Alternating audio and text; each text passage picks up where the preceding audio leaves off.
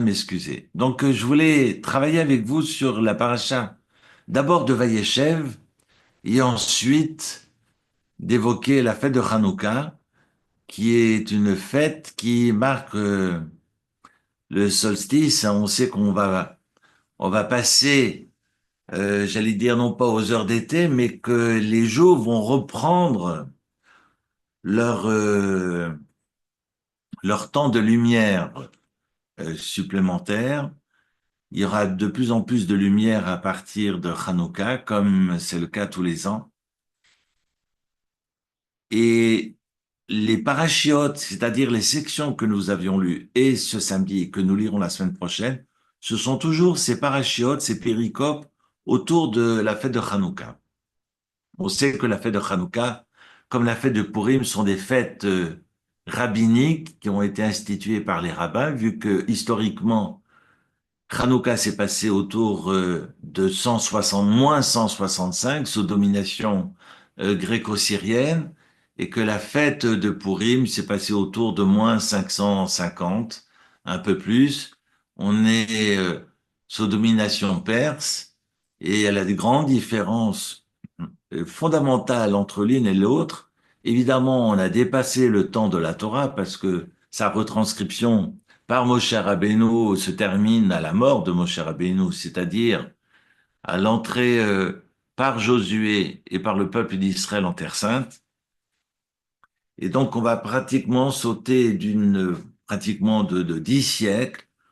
Et à Purim, on est face à Haman, c'était son nom, qui a voulu exterminer physiquement le peuple d'Israël, alors que sous Hanouka, c'est pas une extermination physique, mais une extermination spirituelle, en défendant le peuple d'Israël de pratiquer le Shabbat, de lire dans la Torah, de célébrer la néoménie, de procéder à la circoncision. Donc, on est sur ce qui représente l'identité juive par excellence et on a cette volonté, sous domination gréco-syrienne, de vouloir helléniser toutes les populations dans ce bassin méditerranéen pour mettre cette civilisation grecque au-dessus de toutes. Et donc, le judaïsme doit servir cette civilisation, raison pour laquelle ils vont même jusqu'à défendre la lecture dans la Torah.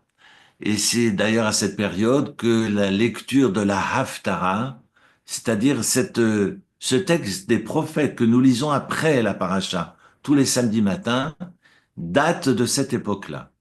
Parce que c'est un subterfuge qu'ont trouvé les sages de l'époque d'aller piocher dans les textes prophétiques un thème, un texte en lien avec le texte de la Torah qu'il était interdit de lire. On va garder d'ailleurs cette institution à travers les siècles jusqu'à aujourd'hui et tous les Shabbats matins, on procède à la lecture de la Torah et on procède également à la lecture d'un texte extrait des prophètes qu'on appelle la Haftarah. Mais c'est dire, on est sous domination gréco-syrienne. Le temple de Jérusalem est voué au culte de Zeus. On est vraiment dans un nivellement et on essaye de lotir finalement tout le monde à la même enseigne. Je ne sais pas si c'est plus dur de se battre physiquement, de se battre spirituellement. Mais on est sur deux batailles qui sont ardues. Et c'est peut-être la raison pour laquelle le Ktas Sofer, qui est le fils du Khatam Sofer, notera dans son commentaire sur le début de la paracha, Vayeshev Yaakov, et on connaît ce premier verset du chapitre 37 que vous avez sans doute déjà lu ce week-end, ce Shabbat, et que vous avez sous les yeux. Vayeshev Yaakov be'eretz megurei avi be'eretz Kenaan, et on a Jacob qui veut s'installer dans la terre des pérégrinations de son père, en terre de Canaan, en terre de Canaan. Cette terre de pérégrination, la gour, Meguré Avi, c'est un père qui sillonne la terre sans jamais pouvoir s'installer. D'ailleurs, il va essayer de s'atteler à déterrer tous ces puits qui ont été bouchés, satoum, c'est-à-dire vraiment bouchés par le sable, par les Philistins. Vous imaginez, c'est qu'on découvre l'eau, on découvre des puits, ce qui est l'élément vital, et on n'a pas des robinets, on n'y a pas juste à tourner le bouton et puis ça coule, on cherche des puits, et les puits qui ont été trouvés à l'époque d'Abraham ont été bouchés par les Philistins. Mais tant sur le plan matériel que sur le plan psychique et psychologique, je ne sais pas si vous mesurez ce que cela représente. Et donc, ça va être le travail de Yitzhak, ça va être le travail du père de Isaac. Et donc, c'est pour l'instant, un errant, un monothéiste, un juif errant en Terre Sainte. Et Yaakov arrive. Bon, vous me direz, c'est un jeune garçon, euh, il peut encore travailler. Non, il a 99 ans, donc il n'est pas tout jeune. Et puis, il a envie de lever le pied. Aujourd'hui, hein, on n'arrête pas de s'envoyer ça à la figure, mais lève le pied, il faut lâcher prise, vraiment l'expression à la mode aujourd'hui, il faut lâcher prise, il faut lever le pied. Alors Jacob, évidemment, c'est légitime, a toutes les raisons de vouloir lever le pied. Quand on a été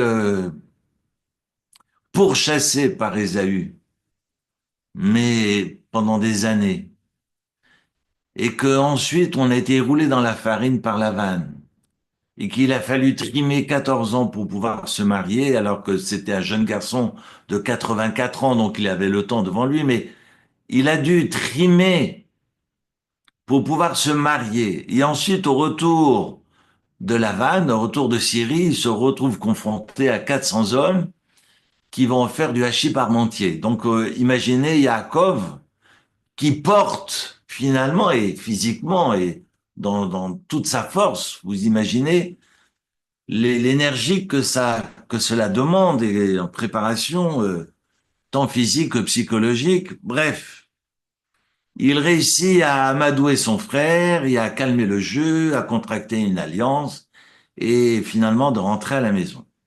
Il rentre à la maison, il retrouve son père et il retrouve son père après avoir perdu sa mère sur le chemin, avoir perdu sa femme qu'il aimait sur le chemin. Vous imaginez Vous imaginez, c'est pas de l'adversité, mais ce sont des événements qui sont foudroyants, qui sabotent à l'intérieur de soi. Et Yaakov, il a 99 ans. Il se dit, peut-être que c'est le moment où je vais pouvoir enfin ramasser les fruits de mes efforts. C'est marqué Vayeshev Yaakov. Et beaucoup diront que, que c'est dans les épreuves qu'on lève les yeux au ciel. C'est dans l'oppression, c'est dans la pauvreté, c'est dans le dénuement, c'est dans la servitude. Ce sont ces moments funestes qui nous permettent de reconnaître ce qui nous dépasse et de lever les yeux au ciel, et non pas ces temps de liberté, de bien-être et de richesse. Quand nous étions enfermés dans le ghetto et dans le Mela, c'était, pour certains, plus facile de prier et de lever les yeux au ciel. Maintenant que l'intégration est finalement installée dans nos têtes, et qu'on se bat pour être comme tout le monde, avoir le col blanc et la cravate Hermès, et que c'est bien matériel, sont là et surtout cette liberté, cette richesse. Alors évidemment, pas tout le monde a un toit et de quoi se nourrir, mais le ghetto n'existe plus, le Mélan n'existe plus. Est-ce que c'est plus facile de lever les yeux au ciel dans ces temps-là? Et c'est ce qu'écrit le Ktav Sofer. Peut-être que ce Vayeshev Yaakov est mal perçu. Et on pourrait penser comment cet homme qui se contentait juste de pain et d'un vêtement pour se vêtir et un pain pour manger, rappelez-vous le rêve de l'échelle de Jacob, Jacob qui dira, Beged lilbosh, velechem leechol, je veux juste un vêtement pour vêtir et un pain pour manger, qui est capable, non pas de dénuement total, mais qui est capable de se contenter de peu et aimerait trouver un confort certain et pouvoir s'asseoir dans son fauteuil avec sa zapette et se dire, ouf, va Yeshev Yaakov, je vais enfin pouvoir m'asseoir. Alors on peut voir ça d'un mauvais œil, ou bien, comme l'écrit le Ktav Sofer, et c'est là où je souligne son commentaire, qui m'interroge, qui m'a interrogé aujourd'hui, que c'est pas moins éprouvant que d'être dans ce bien-être, d'être dans ce confort, pour autant qu'on y arrive, mais confort matériel, eh bien d'être en mesure de lever les yeux au ciel. On bénit chaque fois que l'on mange et qu'on fait cette bénédiction de Boren et Fachot Rabot et qu'on remercie le ciel et on remercie Dieu d'avoir créé des créatures et d'avoir créé des créatures avec des manques. Boren et Fachot Rabot V'chesronan. Et le fait que nous manquions, eh bien, nous amène, nous conduit à lever les yeux au ciel. Et que pour la Torah, pour la tradition juive, c'est une bracha, c'est une bénédiction. C'est une bénédiction de pouvoir lever les yeux au ciel. Rappelez-vous l'histoire du serpent. Un serpent qui est condamné à ramper à même le sol, et on pourrait se dire, mais elle est où la malédiction? Il a juste à ouvrir la gueule et il mange. Moi, j'ai beau ouvrir ma bouche et rêver de steak frites, ça n'arrive pas comme ça aussitôt dans ma bouche. Alors, en quoi c'est une malédiction pour le serpent? Il a faim, il ouvre la bouche, il ouvre la gueule, comme on dit pour l'animal. Et les commentateurs diront parce que il n'aura plus besoin de lever les yeux au ciel. C'est une malédiction. C'est une malédiction de ne pas avoir besoin de lever les yeux au ciel. Et donc, de manquer nous conduit à lever les yeux au ciel, mais de posséder aussi. Et le piège dans la possession, le piège dans le bien-être, c'est être dans une suffisance. Voilà, je suis comblé, je n'ai besoin de rien, il y a encore moins de dire merci. Et c'est là le danger. Merci la vie. Est-ce que je suis capable de reconnaissance? Est-ce que je suis capable de dire merci? Dieu merci. Toda Lael. Et c'est le Ktav Sofer qui me fait percevoir ce premier verset de Vaïechev autrement. On en vient à parler de Hanouka. Et on sait bien que les associations que l'on fait entre Tzion et Yosef pour les valeurs numériques, ou bien les 180 que représentent les 20 pièces d'argent distribuées et données par 9 frères pour vendre Joseph, parce que chacun a donné 20 pièces d'argent. Nous avions rappelé la semaine dernière, finalement, cette malédiction de ces 20 pièces. Il est ce temps où l'on parle, où l'on médit, mais qu'on n'est pas capable de faire preuve de générosité et on a la main fermée. C'était la vente de Joseph qui causera, au même titre d'ailleurs que le veau d'or, le veau d'or sera je veux dire, la faillite la plus haute, la plus forte du peuple d'Israël dans son rapport à Dieu. Et la vente de Joseph, selon la tradition, est la faillite la plus grande, la plus forte dans notre rapport au prochain. Et de surcroît, le bon Dieu finira, si j'ose dire, par pardonner au peuple d'Israël pour le veau d'or et ne les empêchera pas d'entrer en Terre Sainte. C'est la faute des Méraglim, des éclaireurs, qui condamnera le peuple d'Israël à errer encore 38 ans supplémentaires dans le désert et n'entreront finalement les béné Israël que 40 ans plus tard, après la sortie d'Égypte.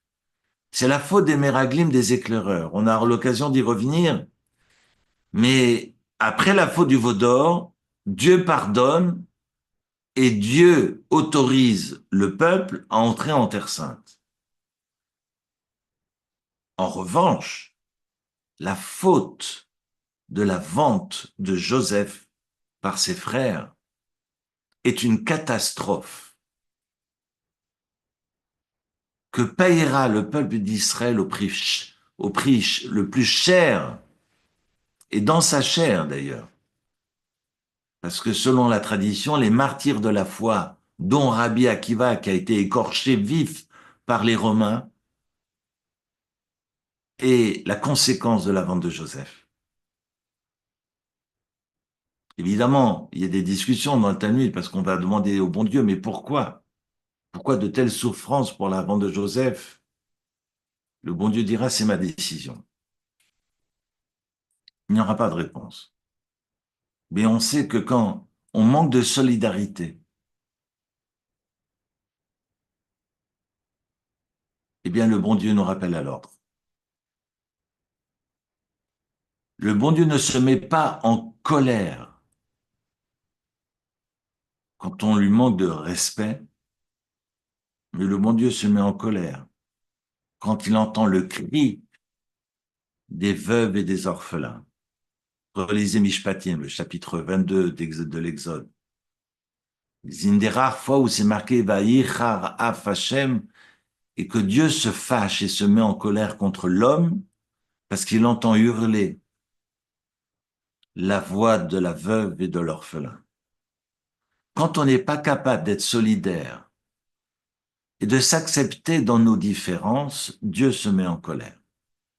Et on l'a payé cher l'année dernière, très cher. Et la vente de Joseph va être, va être un passage difficile et que devront porter les béné Israël très longtemps dans l'histoire juive. On parle souvent, on évoque souvent les questions de liberté et d'égalité, mais aujourd'hui, ce sont les fraternités qui sont assassinées. Et les fraternités que nous assassinons, c'est pas la question de Cain et Abel, c'est la question de la jalousie. Et vous allez me dire, et pour cause, parce que Jacob a une préférence, mais il faut pas le lire à brûle-pourpoint, il faut pas le lire au premier degré, il faut comprendre le contexte et que représente Yosef pour Yaakov. Parce que tant Abraham, Yitzhak et Yaakov veulent faire venir le Mashiach, veulent trouver le salut de l'histoire. Et Yaakov est convaincu que Yosef, finalement, porte en lui. Il est en mesure d'amener le salut. Et donc, ça suscite évidemment de la jalousie. Mais on est sur une question de fond.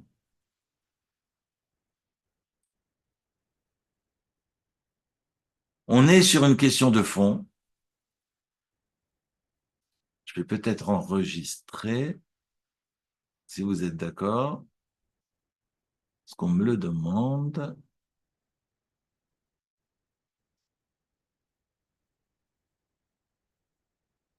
On est vraiment sur une question de fond, et c'est cette question qui partage l'approche de la vie et de Yosef et de Yehuda. Et on est aujourd'hui sous l'égide de Yosef, et on sait que la fin des temps, on sera sous l'égide de Yehuda, parce qu'on sait que le Mashiach est un descendant du roi David, qui est issu de la tribu de Yehuda, autrement dit de Léa. et qu'on sera sous Léa à la fin des temps, alors qu'aujourd'hui on est sous Yosef, c'est-à-dire qu'on appartient finalement à Yosef et qu'on est non pas, je dirais, invité à conjuguer avec le monde alentour pour se constituer, mais on n'est pas invité, mais on est obligé. C'est une obligation de faire rayonner, de témoigner cette unité autour de nous. Et c'est l'approche, c'est ça la lecture de Yosef, et Yaakov est convaincu que Yosef porte en lui ces germes-là, et que ce témoignage, c'est Yosef, et ce ne sera pas Yehuda. Évidemment, le bâton changera de camp, et puis on l'espère, selon les textes d'Ézéchiel, que et Yehuda et Yosef finiront par cohabiter et vivre ensemble et trouver ensemble ces temps tant espérés qui sont que représente l'eschatologie, ces temps messianiques. Alors je reviens à nos moutons. On est pour la période de Purim face à un peuple qui veut exterminer Israël et sous domination gréco-syrienne, face à face à un peuple qui veut détruire spirituellement le peuple d'Israël. Peut-être la raison pour laquelle, d'ailleurs, je fais une petite boutade, mais symboliquement c'est intéressant, c'est que on fait tourner les crécelles, la Purim, lorsqu'on dit le mot Haman, lorsqu'on fait la lecture de la Megillah, mais dans la crécelle, on tient finalement l'objet par le bas, par les pieds. On a voulu nous détruire physiquement et on reprend la main en tenant finalement l'objet par les pieds. Alors que la toupie de Hanouka, eh bien, c'est tenir l'objet par la tête. Parce que c'est la tête et l'esprit que les Grecs ont voulu faire disparaître. Voilà la différence entre deux temps, deux célébrations qu'on ne va pas retrouver dans les textes de la Torah, qui sont des institutions rabbiniques. Et curieusement, le texte de Megillat Esther et finalement les lois autour de Purim sont, sont retranscrits, se trouvent dans un traité talmudique qui s'appelle le Megillah. Et nous avons, dans Megillah, nous avons tout le traité en lien avec la fête de Purim. Et c'est un texte qui a été rédigé au deuxième siècle après. Et nous n'avons aucun traité ni dans la Mishnah ni dans la Gemara. Autrement dit, nous n'avons aucun traité talmudique en lien avec la fête de Hanouka. Et on se pose la question, comment se fait-il? Vous me direz, évidemment, Purim s'est passé avant, c'est la raison pour laquelle on peut retrouver un texte talmudique pour Purim et non pas pour Hanouka. Donc, pour la fête du carnaval juif et pas pour la fête de Hanouka, la fête des Lumières. Soit, mais entre Purim et la rédaction de la Mishnah, il y a pratiquement 800 ans, entre 700 et 800 ans. Et on a un peu plus de 200, 300 ans entre Hanouka et la rédaction de la Mishnah par Rabbi Yehuda Hanassi, en plus de 120. Donc on a largement le temps de décider ensemble, est-ce qu'on va mettre sur papier, est-ce qu'on va prendre non pas le droit mais plutôt le gauche de retranscrire parce qu'on est dans la tradition orale. Et cette oralité, vous le savez, était interdite d'être rédigée et que les sages, après la destruction du temple, vont longuement attendre mais prendre finalement le droit, le gauche mais même le droit, de tout retranscrire pour que le peuple d'Israël puisse demeurer pérenne, quel que soit le lieu où il erre. On s'identifie le temps du temple de Jérusalem, tant du premier que du second, on s'identifie à la maison de Dieu, On s'identifie au temple, on s'identifie à Jérusalem, mais quand ce temple, cette ville disparaîtront, comment je vais pouvoir tenir en tant que juif? Comment j'ancre, comment j'ancre mon identité? Parce que sur le plan géographique, il ne reste plus rien, tout est dévasté. C'est la raison pour laquelle, une des raisons pour lesquelles les sages vont décider, eh bien, de retranscrire et de tout mettre par écrit. Ce qui permettra aux Juifs, finalement, ben, de partir, d'aller vivre à Shanghai comme à Panama, et de pouvoir avoir ce livre sous le coude. Mais ce n'est pas la religion du livre, mais plutôt la religion de la transmission du livre. Et c'est cette transmission qui permettra finalement d'ancrer cette identité. Alors je reviens à mes moutons. On a un texte pour Pourim, mais on n'a pas de texte pour Hanouka.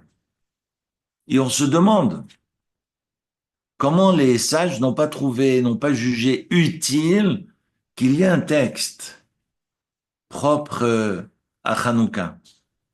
Il n'y a pas de traité spécifique. Et le texte de Maïmonide que je viens de lire, dans le traité de Ménachot, dira que ce qui était habituel, ce qui était les rituels qui étaient bien ancrés dans la population, ce qui était d'usage, quel que soit le degré de pratique religieuse, quel que soit le degré de religiosité, eh bien, là où la population avait l'habitude, les sages n'ont pas jugé utile de le rappeler par écrit. Et Maïmonide dit, il n'y a pas de traité pour la mezouza. Vous savez, ce petit parchemin qu'on accroche aux portes pour apporter la bénédiction à la maison où l'on vit, où l'on évolue. Et donc, vu que ce parchemin est présent non pas pour protéger la maison, mais pour protéger les personnes qui vivent dans la maison, on a toujours eu, c'est plus qu'une coutume, c'est une mitzvah de la Torah, mais on a toujours pris l'habitude, quel que soit son niveau de pratique religieuse, quelle que soit sa religiosité, on a toujours accroché des mezuzot. C'est vrai qu'aujourd'hui, certains ont peur et l'accrochent dedans plutôt que dehors, mais on a toujours accroché des mezuzot. Donc on n'a pas besoin d'avoir un traité propre à la mezouza.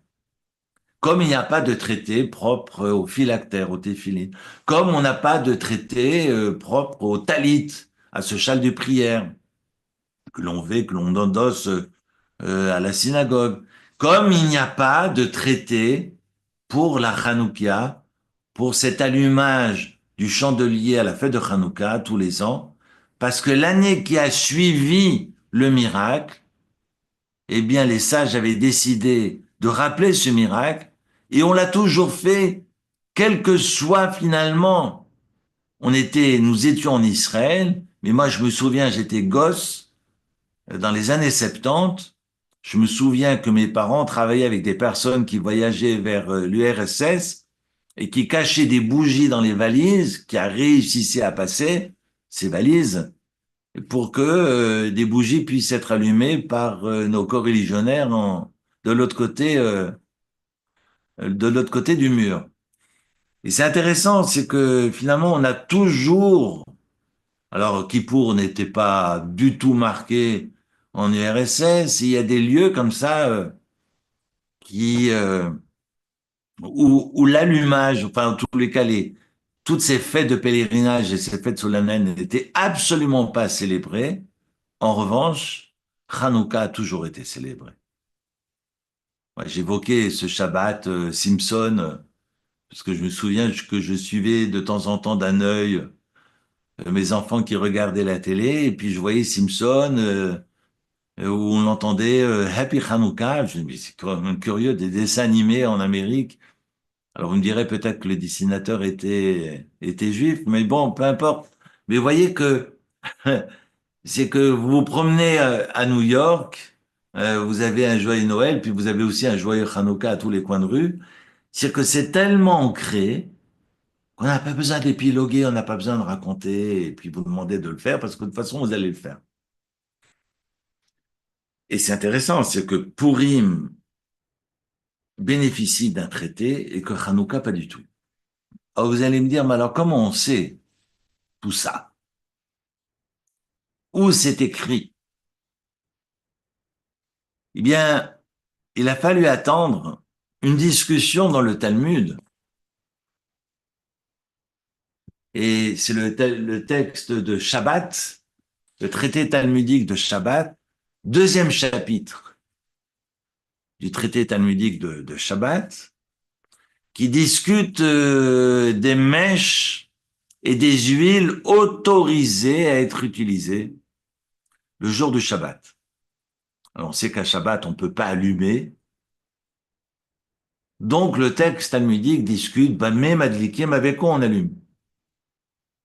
Et on sait que on est à deux ou on est seul, qu'on soit un homme, une femme, je dois mettre des lumières le Shabbat et que ces lumières sont là non pas pour être allumées, mais pour éclairer.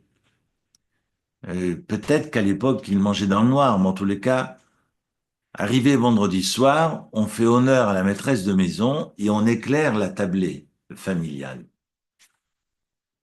Et donc, nos sages discutent dans ce deuxième chapitre du traité de Shabbat, avec quoi peut-on allumer? Est-ce que on peut utiliser des huiles mauvaises? On parle même de pétrole. Il y a évidemment des matériaux, en tous les cas, il y a des liquides qu'on n'a pas le droit d'utiliser parce que ça ne tient pas et ça risque de s'éteindre. Et vu qu'on est obligé de rallumer parce qu'on doit éclairer la table, et comme je disais l'autre jour, pour éclairer le gefilte fish que madame a préparé, alors évidemment, je ne dirais pas comme une des résidentes où je travaille, entre autres, qui m'a dit l'autre jour, la plus grande catastrophe de l'humanité, c'est le gefilte fish. Mais bon, chacun est libre de manger de la carpe, hein, c'est pas interdit. Mais j'ai compris que pour elle, la plus grande catastrophe, c'était de manger de la carpe farcie. Bon, enfin bref, je vais pas maintenant parler de carpe farcie, mais c'est vrai qu'en Pologne, dans ces eaux vaseuses, à part de la carpe, on n'y trouvait pas grand-chose. Mais voilà, je reviens à mes moutons. Donc on fait honneur à sa femme et on fait honneur à son mari, si c'est le mari qui a préparé le repas, et puis on éclaire la table. C'est une mitzvah, c'est ce qu'on appelle Onek Shabbat. C'est vraiment les délices du Shabbat. La lumière et d'éclairer les assiettes. Et donc, je vais être amené à rallumer. Mais vu que Shabbat, je n'ai pas le droit d'allumer, donc je dois d'emblée utiliser de bonne huile. Parce qu'utiliser de mauvaise huile amènerait la lumière à s'éteindre, mais je peux pas la laisser éteindre, je suis obligé de rallumer. Mais vu qu'à Shabbat, je n'ai pas le droit d'allumer, donc j'ai une interdiction rabbinique d'utiliser de mauvaise huile à Shabbat. Il y a l'histoire de ce rabbin qui lit ses livres et qui dit, mais moi, jamais je ne rallumerai, jamais je ne toucherai à ces lumières. C'est un risque qui est loin de moi. Et puis en pleine étude, il prend ses doigts et puis il commence à moucher la bougie. Et ses élèves diront, mais comment tu pensais être au-dessus de toute erreur et voilà que tu te mets à moucher la lumière, aux grandes dames finalement, parce que il a compris que c'était effectivement un grand risque d'utiliser de mauvaises huiles ou d'utiliser des mèches qui n'étaient pas parfaites. Donc ça, un texte, c'est le deuxième chapitre du Talmud de Shabbat, et c'est au détour, je dis bien au détour de ces discussions, qu'il y a un rabbin qui dit, mais au juste, ces huiles qu'on ne peut pas utiliser le Shabbat, est-ce que je peux les utiliser? J'ai l'autorisation de les utiliser à Hanouka. Hanouka, évidemment, je ne vais pas faire Hanouka parce que, quoi? Parce que tout le monde et sait bien et connaît bien la fête.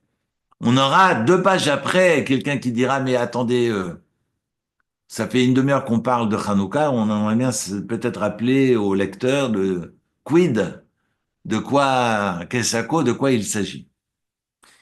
Mais vous voyez que c'est vraiment au détour de ces discussions, de ces huiles, bonnes ou mauvaises, qu'il y a un sage qui dira, attention, ce qui est valable pour Shabbat est également valable pour Hanouka. Alors qu'on a un avis contraire qui dira pas du tout. Si on peut allumer avec ces huiles le Shabbat, je peux allumer avec ces huiles à Hanouka, mais les mauvaises huiles dont j'ai l'interdiction le Shabbat, je peux les utiliser à Hanouka. Et je vais vous faire ça dans le texte. Alors j'ai pris un texte traduit, ça ira plus vite. Ravuna, c'est son nom, le rabbin Huna, pense que si la lumière Hanouka de quelqu'un venait à s'éteindre, il est tenu de la rallumer. Et donc, il est permis d'utiliser cette lueur, la lueur des lumières de Hanouka, parce qu'au même titre que Shabbat, je dois utiliser de bonne huile, comme je dois utiliser de bonne huile à Hanouka, parce que je suis tenu à les rallumer, parce que j'ai une obligation de profiter de cette lumière. Et vu qu'à Shabbat, je ne peux pas rallumer, donc je suis obligé d'utiliser de bonne huile à Hanouka. Un avis totalement contraire, qui est celui de Rav, et qui dira que si la lumière de Hanouka de quelqu'un vient s'éteindre, il n'est pas obligé de la rallumer. Et il ajoute qu'il est interdit de se servir de la lumière de Hanouka. Finalement, nous avons 2 lectures différentes et on ne comprend pas où est la discussion. Est-ce que je peux utiliser de bonne huile ou je peux de mauvaise huile ou je ne peux pas utiliser de mauvaise huile à la fête de Hanouka? Comme je disais, si finalement au terme de cette discussion que quelqu'un rappellera, rappelez-vous, c'était en moins 165, les moins de 20 ans qui ne peuvent pas, non, c'est en moins 165, on est sous domination gréco-syrienne, etc., etc. Bref. D'ailleurs, ce qui est intéressant, c'est qu'on ne rappelle pas la victoire militaire. Enfin, ils se sont battus pendant 25 ans. Pas pendant 30 secondes où ils ont trouvé la fiole, l'espace, voilà, ils ont découvert ça en cherchant dans les débris et ce temple dévasté. Ils ont tout cassé parce que tout était consacré au culte de Zeus. Ils ont cassé les idoles et puis ils vont chercher une fiole avec le cachet du grand prêtre. Parce qu'on ne peut pas utiliser n'importe quelle huile pour pouvoir allumer ce chandelier à 7 branches, qui était en permanence allumé. Et de rappeler que ce chandelier, il n'y a que les grands prêtres qui avaient accès. Madame et monsieur tout le monde ne voyaient pas ce chandelier, parce qu'il se trouvait dans le sein, qui était fermé. Il n'y a que les Kohanim, les prêtres, qui avaient accès, et, et il n'y a que eux qui pouvaient donc témoigner de ce qu'ils avaient vu. Ces témoins oculaires sont les prêtres. Une victoire militaire des Hashmonaïm, et c'est un texte dans la prière, dans l'Anissim, on rappelle que ce petit groupe va renverser l'occupant, les Gréco-Syriens, je précise, Antiochus Épiphanes et ses armées, avec ses éléphants, ils vont pouvoir, ces Hashmonaïm, finalement repousser l'occupant, mais ça va être des guerres épouvantables et on ne rappelle absolument rien. Vous me direz, si, il y a des textes, ce qu'on appelle Sefer HaMaccabim, il y a des livres sur les Maccabim, mais ça fait partie des apocryphes. D'ailleurs, ce ne sont pas des livres qui appartiennent aux 24 livres du corpus biblique qui a été arrêté par les sages. Donc, vous voyez que ce qui relève de la victoire militaire, j'ai envie de dire, comme l'écrit Rav Moshe Feinstein, c'est un pis-aller. C'est un pis-aller de devoir prendre les armes et de sortir victorieux. Parce que c'est pas le but du vivre ensemble. La victoire doit être la victoire de l'esprit, non pas des armes. Et donc on fait jamais l'apologie de la guerre. Jamais. Dans la Bible. Jamais. Il y a beaucoup de guerres, soit. Il faut comprendre le texte. Et il faut comprendre ce que l'on vise. Et nos sages soulignent que cette victoire des Maccabim, c'est un pis-aller. Mais ce qui est essentiel, quand toute la terre est hellénisée et qu'on veut faire disparaître cette identité juive, eh bien, Dieu peut intervenir, mais il faut un éveil d'en bas. Et ce réveil d'en bas va avoir lieu grâce à ces prêtres qui vont témoigner que cette lumière qu'ils vont allumer et qui ne devait tenir qu'une seule journée tiendra une semaine entière. Le temps de fabriquer de la nouvelle huile et le temps qui permettra à ces lumières de ne jamais s'éteindre. Ces lumières seront allumées et tiendront et permettront d'ailleurs au peuple juif de connaître près d'un siècle d'indépendance totale, parce que la civilisation romaine viendra beaucoup plus tard et le temple sera détruit par les Romains. Mais grâce à la venue des Hashmonaïm et leur victoire, finalement la Judée et puis Israël connaîtra un temps de paix où on n'est plus sous domination étrangère et le peuple d'Israël est enfin, j'ai envie de dire entre guillemets, libre, mais en tous les cas, totalement autonome, indépendant, spirituellement. C'est énorme. Et curieusement, ce qu'on va célébrer, ce n'est pas cette victoire militaire.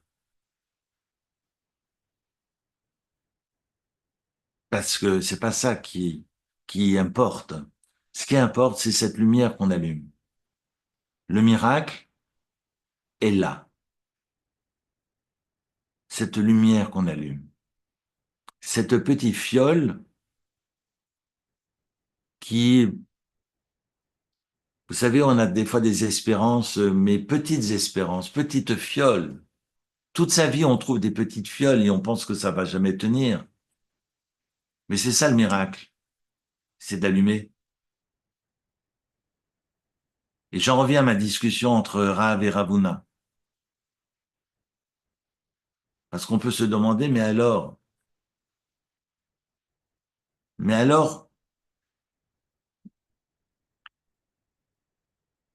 qu'est-ce qu'on célèbre?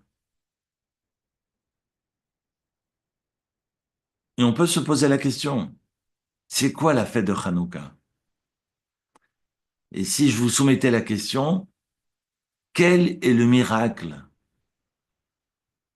qui a amené à faire une fête, un Chag, on appelle Chag Urim, la fête des Lumières, la fête de Hanouka. Et on se souhaite Hanouka Sameach. D'ailleurs, c'est plutôt plaisant de gagner, enfin, d'avoir des cadeaux pendant 8 soirs et non pas seulement un soir. Bon, bref, je vais pas jeter la pierre, mais quand on était gamin, on était assez fiers. Bon, enfin bon, on recevait pas grand-chose, mais c'était des bonbons souvent, plus que des Rolls-Royce et des Rolex. Mais voilà, mais c'est le geste qui importe. Mais je reviens à ma question un peu plus sérieusement. C'est quoi le miracle de Hanouka? Absolument. Je suis d'accord avec Jean-François et Nathalie. Parce que si la fête de Hanouka, c'est de célébrer l'intervention de Dieu, pour moi, c'est une erreur. Dieu a fait tenir la lumière 7 jours supplémentaires pour que ces lumières ne s'éteignent jamais. Et on sait bien comme je le disais, le prêtre était dans le temple et il avait l'interdiction d'éteindre ses lumières. Sinon, il était condamné à mort par le ciel. Vous vous rendez compte? Happy birthday to you. Et puis je viens éteindre les bougies de la menorah dans le temple. Non, c'est une boutade, mais vous imaginez, je suis, j'allume ces lumières et je sais que indirectement, pas directement, mais indirectement, je les allume et je sais que ça va pas tenir. Et je sais que j'ai besoin d'une semaine pour en fabriquer. Alors Dieu va décider de les faire tenir pour qu'elles ne s'éteignent jamais jusqu'au moment où l'huile est prête et permettront à ces lumières de continuer à brûler. Donc de veiller à la combustion. Mais est-ce que c'est ça que je fête? Est-ce que je fête et je célèbre l'intervention de Dieu? Mais si je fête et si je célèbre l'intervention de Dieu, ça sous-entendrait, excusez-moi, d'oser penser que finalement Dieu n'intervient que 7 jours dans l'année. Évidemment, c'est le dire comme ça, c'est fort de café. Mais Dieu n'intervient pas que 7 jours dans l'année.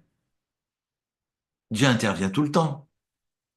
Comme on m'enseignait quand j'étais enfant, fais comme si Dieu n'existait pas, sans oublier, fais tout comme si Dieu n'existait pas, sans oublier que finalement, c'est Dieu qui fait tout. C'est-à-dire que je dois faire tous les efforts du monde pour que le monde aille mieux. Et tout est dans les mains de Dieu. Évidemment, c'est difficile à comprendre, mais c'est pas ce soir qu'on va essayer d'analyser cette lecture. Mais si je pense un instant que Hanouka, c'est la célébration de l'intervention divine, j'ai rien compris.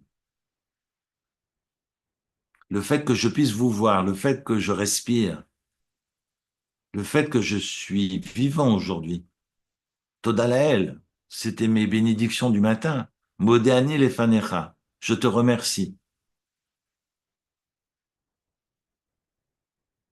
pour la santé, que je puisse marcher, que je puisse courir, que je puisse m'habiller tout seul, que je puisse manger tout seul. Alors que je poussais des chaises roulantes il y a quelques heures. C'est un miracle. C'est ce qu'on appelle le miracle de la vie. Et c'est ce que j'ai envie de dire, c'est le miracle de Dieu. Toda Lael, grâce à Dieu. Dieu merci. Donc de dire que Dieu intervient 7 jours, pour moi ne me convient pas. Il est où le miracle? Comme l'écrit Jean-François, l'écrivent Jean-François et Nathalie, finalement c'est d'oser allumer.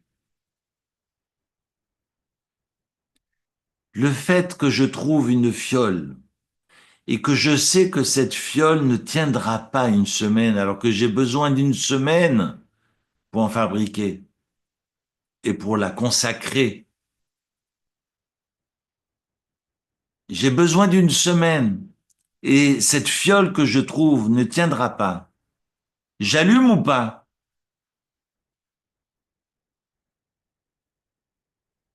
D'avoir osé, d'avoir eu l'audace d'allumer, c'est le miracle.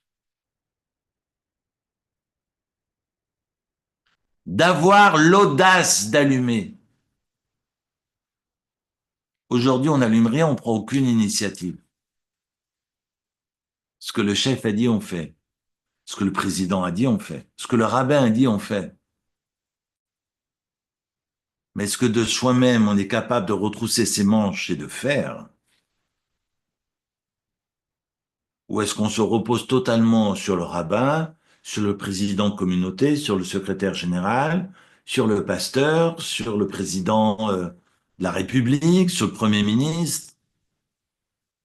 Mais s'il fallait attendre constamment que les chefs religieux et civils agissent, non pas qu'ils ne font rien, mais nous ferions rien. On peut pas être seulement des consommateurs. On doit devenir des consomme-acteurs. Parce que nous sommes autant dans le bateau que nos responsables. Et on doit prendre des initiatives. Et quand ces hommes ont pris l'initiative d'allumer alors qu'ils savaient qu'ils allumaient au péril de leur vie, comme Aaron l'a fait, en sortant le ktoret, les encens du Saint des Saints, pour foncer dans la foule, alors que l'ange de la mort était en train de sévir, qu'il y a 24 000 morts, et qui va se promener avec ses ktoret, là où se confondent les vivants et les morts, à la demande de Moïse. Et il sait, Aaron, que ses fils sont morts, parce qu'ils ont osé toucher à la ktoret, sans autorisation du ciel. Moïse dira, tu prends le ktoret et tu fonces dans la foule. Et il sait très clairement qu'il le fait au péril de sa vie. Et il dit, je risque de mourir, mais je veux sauver le peuple. Et il fonce, et l'épidémie cesse. J'allume. Je sais que j'ai pas le droit d'éteindre, ou de faire éteindre, ou d'amener à ce que cette menorah s'éteigne. J'allume. Parce que de prendre des initiatives, c'est un miracle. Et aujourd'hui, on est tous des moutons, et on se suit religieusement. Et je donne toujours cet exemple d'ailleurs, parce que j'ai fait l'exercice tout à l'heure, j'étais dans une grande surface, et les gens faisaient les queues. Et parfois, on trouve une caisse où il y a personne. Et on se dit, c'est peut-être parce que il faut suivre la queue. Alors que la caissière, où il y a personne, se dit, mais il y a personne qui vient. C'est quand même curieux. Il suffit qu'il y ait personne pour que personne y aille. Alors, est-ce que je serai en mesure de prendre l'initiative de ne pas me mettre dans la queue et d'aller dans cette caisse vide? Excusez-moi, j'ai un exemple vraiment ridicule, mais ça m'a traversé l'esprit. Mais on vit la même chose quand on rentre dans un parking. Vous voyez? Toutes ces voitures qui se suivent. Et puis toutes les voitures qui tournent à gauche. Puis comme un idiot, on tourne à gauche parce qu'on s'est dit, parce que forcément le premier de, voilà, hein, de la colonie là, il sait exactement où il va et on va le suivre parce que tout le monde sait finalement que le premier, ben, si ça se trouve, c'est comme dans Rain Man, si ça se trouve, il sait pas pourquoi il court. Et puis quand il cesse de courir, tout le monde qui dit, bah bon, enfin, il se passe quoi? Ben non, bah, on va rentrer à la maison. Si ça se trouve, quand on est rentré dans le parking et qu'on suit les bagnoles qui tournent toutes à gauche, il s'avère peut-être que le premier, il sait pas où il va, mais tout le monde le suit. Mais pensez bien, là, je donne un exemple ridicule, mais dans nos têtes, c'est pareil. Et il suffit d'avoir un homme avec une barbe un peu plus longue qui vous dit, c'est comme ça qu'il faut respirer. C'est comme ça qu'il faut nouer ses lacets. Et on dit Amen. Et on n'est pas capable d'autonomie de pensée.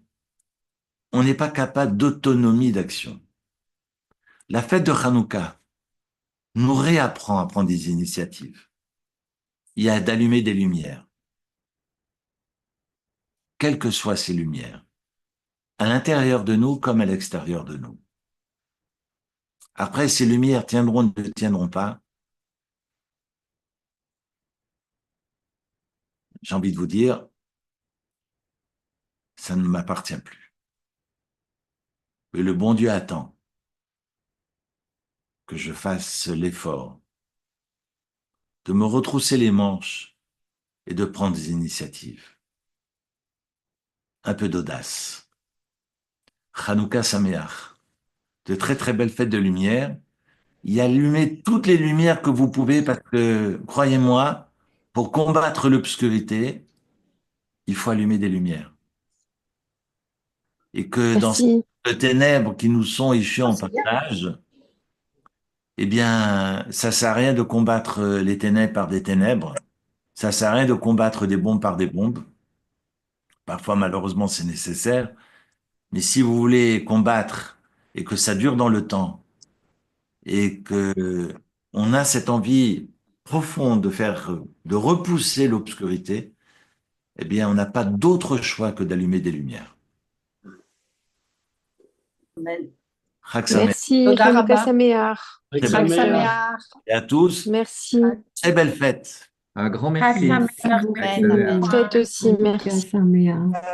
ביי ביי, להתראות. Bonne fête à tout le monde. תודה רבה.